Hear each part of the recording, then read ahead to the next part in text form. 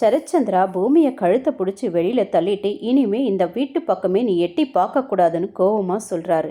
பூமி அழுதுகிட்டே நான் போறேன், ஆனால் நான் ஒரே ஒரு வார்த்தை மட்டும் உங்ககிட்ட பேசணும், எனக்கு நீங்க வேணும்ப்பா அப்படின்னு சொல்ல சரச்சந்திரா கோபத்தோட இனிமே என்னை அப்படி கூப்பிடாத, நீ அந்த தகுதியை இழந்துட்ட அப்படின்னு சொல்ல பூமியும் நான் கூப்பிட மாட்டேன்ப்பா, நீங்களே என்ன அப்பான்னு கூப்பிடு அப்படின்னு சொல்கிறவர்களே நான் உங்களுக்கு கூப்பிட மாட்டேன்ப்பா, நீங்கள் என்னை வெளியில் அனுப்புனதுனால நான் ககன் வீட்டுக்கு மட்டும் போக மாட்டேன், அப்படி அங்கே போயிட்டேன்னா உங்களை வேணான்னு சொல்கிறதுக்கு அர்த்தமாயிடும், நீங்களும் அவரும் ஒன்றா ஆகிற வரையிலும் நான் காத்திருப்பேன்னு சொல்லிட்டு அங்கேருந்து அழுதுகிட்டே போயிடுறா. மற்றவங்கள ஒன்றும் செய்ய முடியாமல் வேடிக்கை பார்த்துட்டே நின்றுட்டு இருக்காங்க. பூமி இப்படி வெளியில் போன உடனே அபூர்வாவுக்கும் மருதானிக்கும் ஒரு ஹாப்பியோ ஹாப்பி. மருதானியும் டான்ஸ் ஆடிக்கிட்டே ஸ்டெப்ஸில் போயிட்டுருக்காங்க. ஆஹா பூமி போயிட்டா போயிட்டா, இவள் போனதில் எவ்வளோ சந்தோஷம், இவ்வளோ ஆனந்தம் கிடைக்கும்னு தெரிஞ்சிருந்தா அவளை எப்பயோ துரத்திருக்கலாமேன்னு ஆடிக்கிட்டே போக அங்கே அபூர்வாவோட பொண்ணான நட்சத்திரா மருதானியை பிடிச்சி ரூமுக்குள்ளே இழுத்து பலா பலா பலா பலான்னு அடிக்கிறாங்க. ஏண்டி என்ன அடிக்கிற, ஏண்டி என்ன அடிக்கிறேன்னு அவங்க அழுதுகிட்டே கேட்க இந்த சத்தத்தை கேட்டு ஓடி வந்த அபூர்வா தடுத்து நிறுத்துறாங்க நட்சத்திராவை. எதுக்கடி அடிக்கிற அப்படின்னு கேட்க, உன்னை அடிக்க முடியல, அதனால தான் உன் ஃப்ரெண்டான மருதானியை அடிக்கிறேன் அப்படின்னு சொல்றா. என்னடி ஆச்சு, ஏண்டி இப்படி பண்ற அப்படின்னு கேட்க, எல்லா முன்னாடியும் பூமி ககனை லவ் பண்றதா சொல்லிட்டேன், எல்லாரும் முன்னாடி சொன்னதுனால இப்போ அவள் வெளியில் போயிட்டா, அவள் நேராக ககன் வீட்டுக்கு போய் அங்கே மாமாவோட அவள் ஹாப்பியாக இருக்க போகிறா அப்படின்னு சொல்ல மருதானி, ஆமாம் தாயே, அவள் ககன் வீட்டுக்கு போக மாட்டேன்னு சொல்லிட்டு தாமா போனா, நீ அதை கேட்கலையா அப்படின்னு உன்னை அப்படியா சொன்னா அப்படின்னு, என் மாமா எனக்கு கிடைச்சிட்டாரு அப்படின்னு பைத்தியம் மாதிரி சுற்றிக்கிட்டு ஹாப்பியோடு அங்கே போகிறா. இது எப்படி இருக்குன்னா, சின்ன தம்பியில் ஒருத்தர் எனக்கு கல்யாணம் ஆக போதுன்னு தாலியை வச்சு சுற்றுறாரு இல்லையா, அந்த மாதிரி இது எனக்கு மாமா கிடைச்சிட்டாருன்னு குதிச்சுக்கிட்டே போயிட்டுருக்கா. பூமி அழுதுகிட்டே போயிட்டுருக்கா. எங்கே போகிறதுனே தெரியாமல் ஒரு இடத்துல நின்று ஓன்னு அழுதுகிட்டு இருக்கா. செர்ரி அவளை தேடி ஓடி வராரு. பூமி கிட்ட வந்து, பூமி நீ நிஜமாவே அண்ணனை காதலிக்கிறியா அப்படின்னு அவரும் ரொம்ப சோகத்தோட கேட்க, ஏன் உனக்கு தெரியாதா, எல்லாரும் முன்னாடி தான் சொல்லிட்டேனே, எனக்கு புரியலையா, நான் அவரை லவ் பண்ணுறேன், என் உயிரை விட மேலா நான் அவரை லவ் பண்ணுறேன் அப்படின்னு சொல்லிட்டு அழுதுகிட்டே போயிடுறா. செர்ரி உடஞ்சி போய் அப்படியே கீழே உட்காந்து அழுதுகிட்டு இருக்காரு. அவரோட சின்ன தங்கச்சியான பிந்து வந்து சமாதானப்படுத்துகிறா. டேய், நான் ஃபர்ஸ்ட்லேருந்து உனக்கு சொல்லிட்டு இருக்கேன்டா, அவகிட்ட கன்ஃபார்ம் பண்ணிக்கோடான்னு நீ கேட்கவே இல்லைடா, இப்போ பாரு நீ தான் உட்காந்து அழுதுகிட்டு இருக்க அப்படின்னு சொல்லிட்டு சமாதானப்படுத்துகிறா. கேபி சாரதாக்கு ஃபோன் பண்ணி நடந்த எல்லா விஷயத்தையும் சொல்கிறாரு.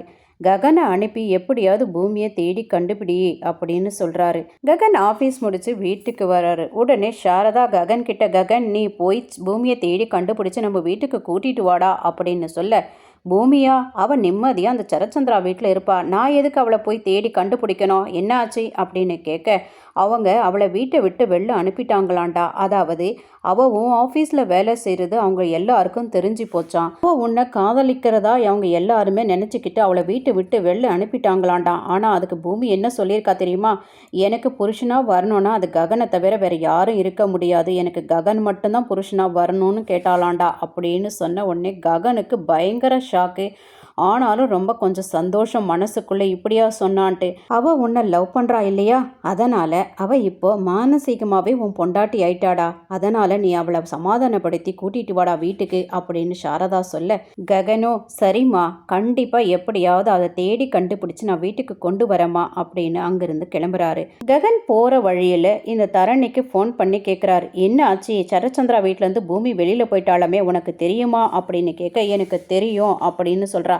அப்படின்னா அவள் என்னை லவ் பண்ணுறது உனக்கு தெரியுமான்னு கேட்குறாரு. தெரியும்னு சொல்கிறா. அப்படி தெரியும்னா நீ அவளை சமாதானப்படுத்தி என்கிட்ட தானே அனுப்பியிருக்கணும், எதுக்கு நீ அவளை விட்டுட்ட, உங்ககிட்ட இருக்காளா பூமி அப்படின்னு கேட்க, ஆமாம் இருக்கா அப்படின்னு அந்த தரணி சொல்கிறா.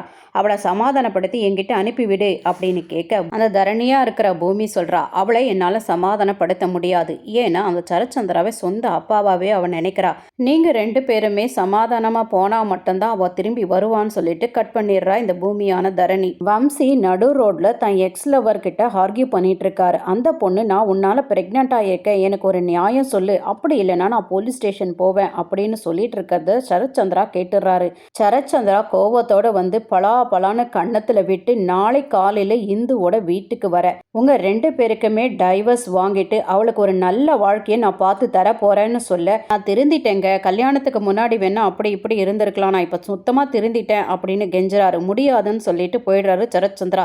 இதனால வம்சிக்கு பயங்கர கோவமாயிடுது. அவரை கொலை பண்ற அளவுக்கே கோவம் வருது. அவர் கோவமா கிளம்பி போன சரத்சந்திரா கெஸ்ட் ஹவுஸ்ல உட்காந்து பூமி சொன்னதை நினைச்சு நினைச்சு பயங்கரமா குடிச்சுக்கிட்டு இருக்காரு.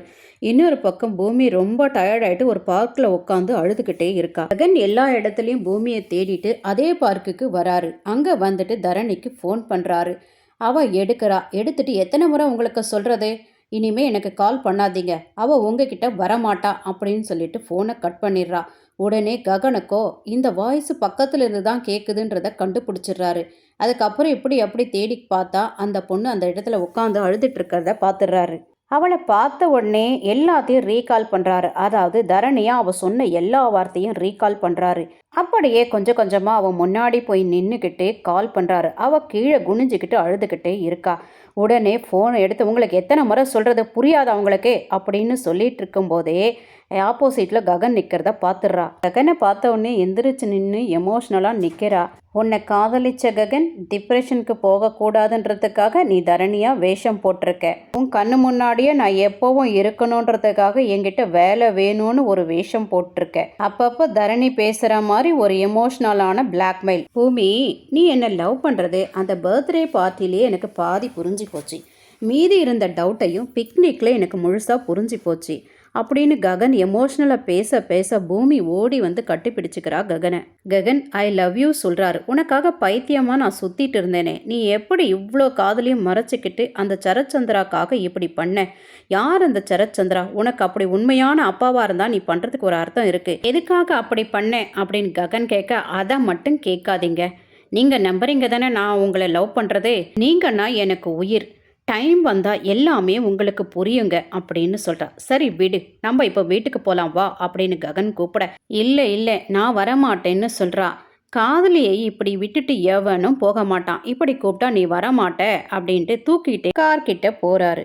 இங்கே சரத்சந்திரா பயங்கரமாக குடிச்சிக்கிட்டு இருக்காரு.